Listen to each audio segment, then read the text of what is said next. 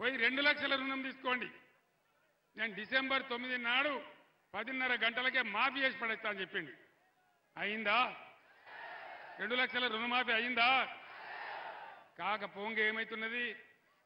భద్రాద్రి రామయ్య మీద ఒట్టు, బాసర సరస్వతి మీద ఒట్టు, యాదగిరి నరసన్న మీద ఒట్టు. ఎన్ని ఓట్లు పెట్టుకుంటావు ముఖ్యమంత్రి? ఎన్ని ఓట్లు పెట్టుకుంటావు? ఎవరు నమ్ముతారు? ఇది పద్ధతేనా? హరీష్ రాజీనామా చేసిండు. ఆగస్టు 15 లోపల నువ్వు రుణమాఫీ చేయకపోతే నువ్వు రాజీనామా చేయాలి, నేను కూడా రాజీనామా ఇస్తున్నా అని చెప్పి హరీష్ పోయి రాజీనామా ఇచ్చిండు.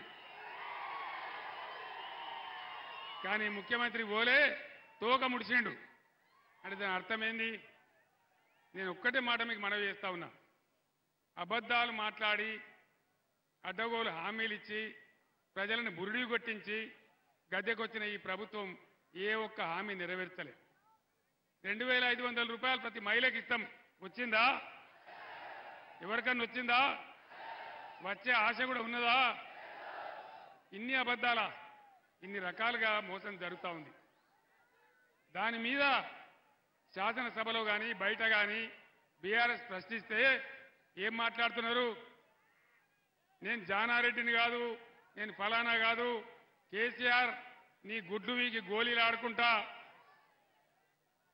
నిన్ను పండబెట్టి తొక్కుతా, నిన్ను చెర్లపల్లి జైల్లో వేస్తా, నీ పేగులు తీసి మెడలేసుకుంటా. ఇదేనా ముఖ్యమంత్రి మాట్లాడాల్సిన భాష? దయచేసి ఆలోచన చేయాలి. 15 సంవత్సరాలు అన్నం తిన్నమో అటుకులు బుక్కినమో ఈ తెలంగాణ చెరను విడిపించడానికి అనేక పోరాటాలు చేసి అనేక లాఠీ దెబ్బలు తిని జైల్లో పోయి ఇప్పుడు కూడా నాకు ఒక రైల్వే కేసు ఉన్నది, నాకు ఇంకా కూడా కేసు ఉన్నది నా మీద, కోర్టు రమ్మన్న నోటీస్ ఇస్తా ఉన్నది. ఆ రకంగా ఉన్న వ్యక్తిని పట్టుకొని, తెలంగాణ సాధించి పెట్టిన వ్యక్తిని పట్టుకొని తెలంగాణను 10 ఏళ్ళు బ్రహ్మాండంగా ఒక ధీమా ఉన్నటువంటి రాష్ట్రంగా తయారు చేసిన ముఖ్యమంత్రిని పట్టుకొని నిన్ను జైల్లో వేస్తా, నిన్ను కొడతా, నిన్ను పండబెట్టి తొక్కుతా, ఇదా భాష? జైల్లో వేస్తా అంటే కేసీఆర్ భయపడతాడా? ఈ జైళ్లకు తోకమాటకు నేను భయపడతానా? నేను జైళ్ళకు భయపడితే తెలంగాణ వచ్చేదా? అందుకే నేను మీతో ప్రార్థించే, దయచేసి ఈ అబద్ధాలు, ఈ మోసం చేసిన వ్యక్తులు వీళ్ళు ఎంతో కాలం ఉండలేరు. వాళ్ళే చెప్పుకుంటున్నారు. బీజేపీ వాళ్ళు స్టేట్మెంట్ ఇస్తున్నారు, పార్లమెంట్ అయిన తెల్లారే రేవంత్ రెడ్డి మా బీజేపీలకు జంపు కొడతాడో అని చెప్తున్నారు. ఎవడు ఎందుకు జంపు కొడతాడో, ఎవడు ఎందులో ఉంటాడో, ఏం జరుగుతుందో తెలియనటువంటి ఒక అనిశ్చిత పరిస్థితి, ఒక భయంకరమైన రాజకీయ అనిశ్చితి. ఒక్కనాడు కూడా ముఖ్యమంత్రి దాన్ని ఖండిస్తలేడు. దాని అర్థమైంది, వాళ్ళకి డెవలప్మెంట్ దృష్టి లేదు, ప్రజల సంక్షేమం లేదు, మంచి చెడ్డలు లేవు, రైతులు లేవు. ఒక్క మాట నేను మనవి చేస్తాను ఖమ్మం జిల్లా ప్రజలకు. నాగార్జున సాగర్లో 495 అడుగులు నీరున్నా కూడా ఆనాడు నేను నీళ్ళు ఇప్పించిన పంటల కోసం నల్లగొండకు, నాగార్జున ఖమ్మం జిల్లాకు ఒక్కసారి కూడా పంటలు ఎండనీయలే. మన పాలేరు ఎప్పుడు కూడా మత్తడి దుంకే పరిస్థితిలో ఉండేది, మీరందరూ కూడా చూస్తున్నారు. ఇవాళ 510 అడుగులున్నా నేను హెచ్చరించినా కూడా పంటలు ఎండబెట్టింది తప్ప నీళ్లు ఇడవలే. ఇప్పుడే ఆయన ఉపేందర్ రెడ్డి గారు చెప్తా ఉన్నాడు,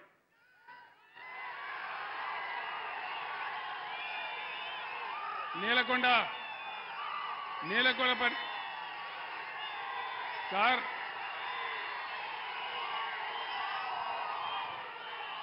మా నేలకొండపల్లి, మా కాన్స్టిట్యున్సీలో నేలకొండపల్లి మండలంలో పంటలు ఎండిపోయినాయి బాగా అని చెప్తా ఉన్నాడు. నేను అడిగిన, నాకు ఆశ్చర్యం వేసింది, భక్తరామదాస్కి ఏమైంది, అంత బ్రహ్మాండమైన ప్రాజెక్టు కట్టినాం కదా, ఎందుకు ఎండిపోయిందని అడిగితే అనేక రకాల బాధలు సార్, పాలేరు కూడా ఎండబెట్టినారు, కరెంటు కూడా సరిగ్గా ఇయ్యలేదు, చాలా పంటలు ఎండిపోయినాయని చెప్తా ఉన్నారు. ఎక్కడ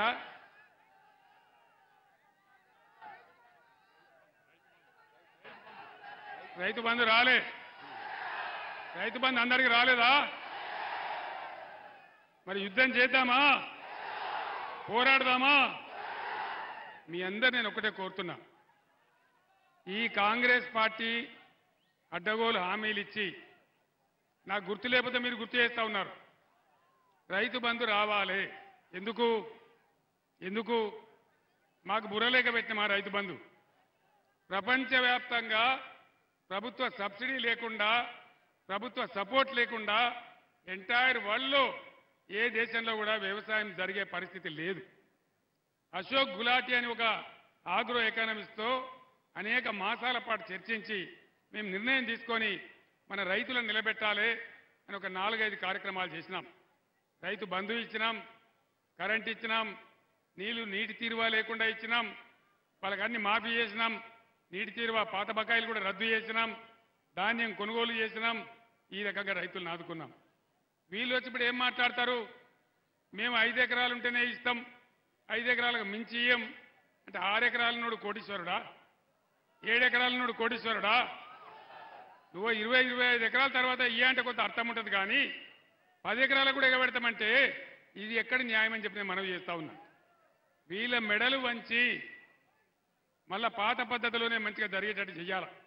ఆ పని జరగాలంటే మీరు బీఆర్ఎస్కు బలం ఇయ్యాలి. ఇంకొక మాట అజయ్ గారి నాయకత్వంలో ఖమ్మంలో లకారం చెరువు కానీ మంచినీటి వ్యవస్థ కానీ ఎంత బ్రహ్మాండంగా జరిగినాయి, ఎంత అద్భుతమైన ఫలితాలు వచ్చినాయి. ఇవాళ ఖమ్మం పట్టణంలో ఎన్ని రోజులకోసారి వస్తున్నాయి నీళ్లు? 3 రోజులకోసారి.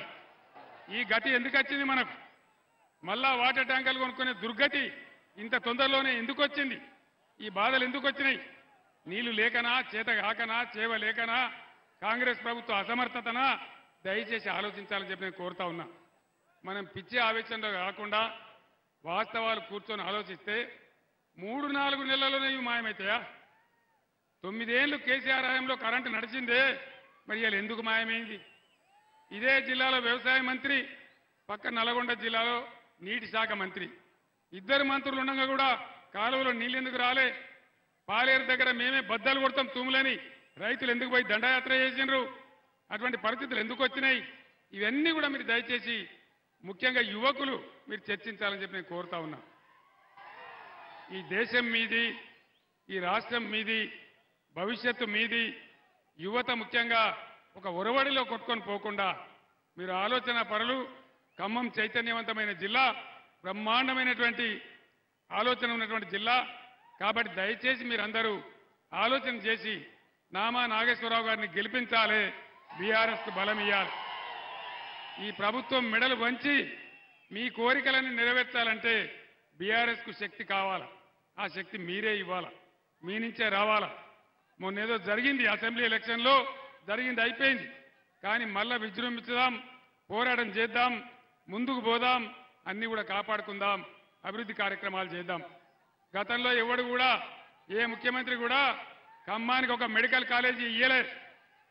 బీఆర్ఎస్ హయాంలో ఇటు ఖమ్మానికి అటు కొత్తగూడానికి 2 మెడికల్ కాలేజీలు తెచ్చుకున్నాం. కేంద్ర ప్రభుత్వం జిల్లాకు నవోదయ పాఠశాల ఇయ్యాల. కొత్తగా ఏర్పడ్డ కొత్తగూడానికి రావాలా, వచ్చిందా నవోదయ పాఠశాల?